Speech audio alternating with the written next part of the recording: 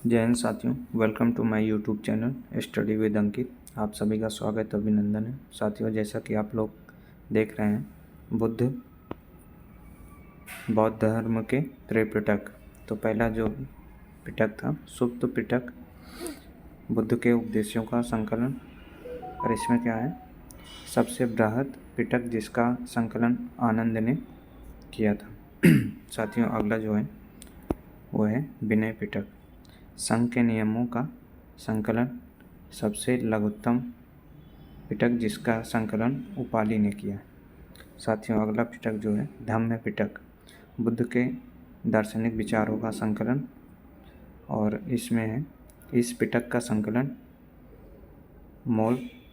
मोगलीपुत्र तिब्स ने किया। साथियों, इसी के क्रम में आगे है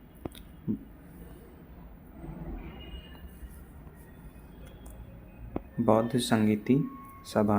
तो एक तरफ संगीत लिखा हुआ है, वर्ष किस वर्ष में हुआ, स्थान, शासक, अध्यक्ष और इसकी विशेषताएं।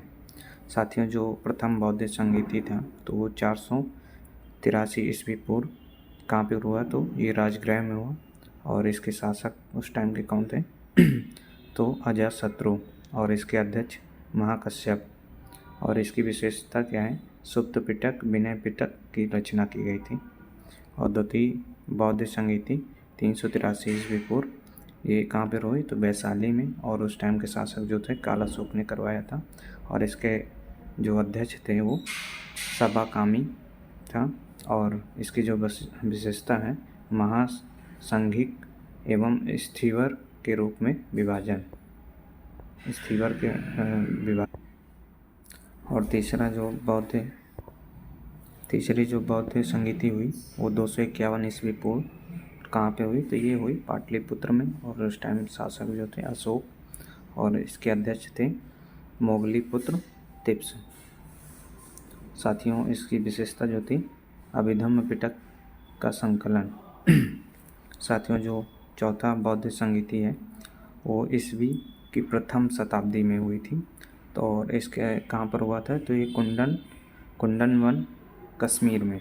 साथियों, इसके जो उस टाइम के शासक थे कनिष्क, और इसके जो अध्यक्ष थे वसुमित्र अश्वघोष।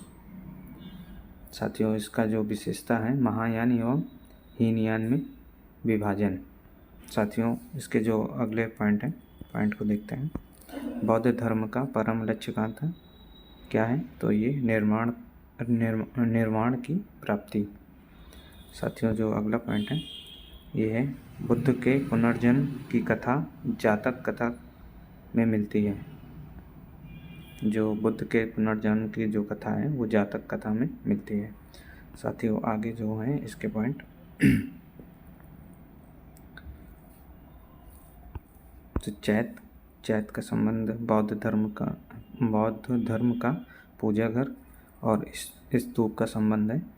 बौद्ध धर्म के पवित्र अवशेषों का संग्रहण स्थल, और जो विहार है बौद्ध भिक्षुओं का निवास स्थान। जय हिंद साथियों।